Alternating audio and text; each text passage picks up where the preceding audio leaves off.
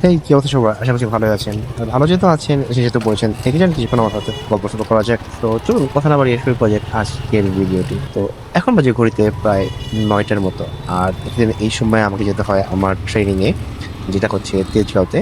But আজকে যাওয়ার একদমই মুড ছিল না, বলতে গেলে মনটা প্রচন্ড রকমের খারাপ এবং ডিপ্রেস, এবং বিগত কয়েক সপ্তাহ যাবত এরকম একটা অবস্থার মধ্যে আছি। প্রচন্ড হতাশ, ডিপ্রেসড এবং টেন্সড একটা সিচুয়েশনের মধ্যে দিয়ে যাচ্ছি। এই ঝামেলাটার কারণে ডেইলি লাইফের কাজগুলো অনেক বেশি হ্যাম্পার হচ্ছে। কোনো কাজ ঠিক মতো করতে পারতেছে না, কোনো একটা কাজ করতে গেলে সেটা উল্টাপাল্টা হয়ে যাচ্ছে, মানে সবকিছু মিলে একটা মেসি অবস্থা তৈরি হয়ে গেছে।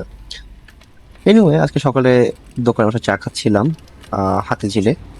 তো হুট করে তখন একটা রিয়েলাইজেশন আসলো যে আসলে এত হতাশ বা ডিপ্রেসড হয়ে আসলে লাভটা কি?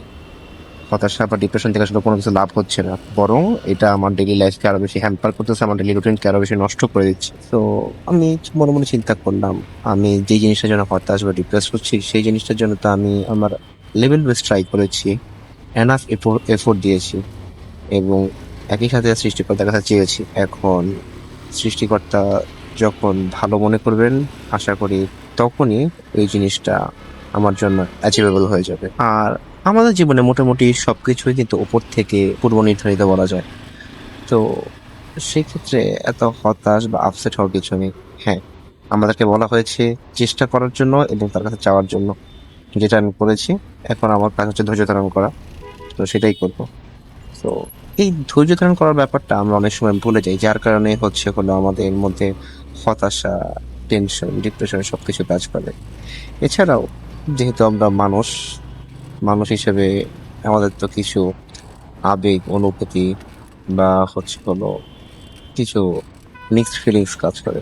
তো যখন আসলে আমরা আমাদের নিজেদেরকে কম্পেয়ার করি বা আমাদের সমসাময়িক কারোর সাথে আমরা নিজেকে কম্পেয়ার করে আহ, দেখি যে আরেকজন সে তার ডিজায়ার্ড গোলে পৌঁছে গেছে, বাট সেম এফোর্ট দিয়ে আমি পৌঁছাতে পারছি না, তখন আসলে আমরা অনেক বেশি হতাশ হয়ে যাই, যেটা আমার ক্ষেত্রেও হয়েছিল। আমি যখন দেখতেছিলাম যে হয়তো আমার সমসাময়িক কেউ আমার থেকে কম এফোর্ট দিয়ে বা আমার মতন এফোর্ট দিয়ে তারা তাদের ডিজায়ার্ড জায়গায় পৌঁছে গেছে, বাট আমি পারছি না, তখন আসলে আমাদের একটা হতাশা স্বাভাবিকভাবেই কাজ করে। বাট ওই যেটা বললাম, সবকিছু উপর থেকে প্রিডিফাইন। তো আমি আমার সাধ্যমতো চেষ্টা করেছি, যতটুকু করার দরকার করেছি এবং সৃষ্টিকর্তার কাছে চেয়েছি। তো বিশ্বাস করি যদি সেটা আমার জন্য মঙ্গল মঙ্গলময় হয়, তাহলে যখন আমার সময় আসবে তখন ইনশাল্লাহ সেটা আমার জন্য অ্যাচিভেবল হবে। আর তাছাড়াও আমি চেষ্টা করে যাচ্ছি, আপনারা আমার জন্য দোয়া করবেন যেন আমি আমার ডিজায়ার্ড গোলে পৌঁছাতে পারি। আর আমি আপনাদের কাছে জানতে চাই, যখন আপনারা হতাশায় পড়েন, ডিপ্রেস থাকেন, টেন্সড অবস্থায় থাকেন, তখন আপনারা কি করেন?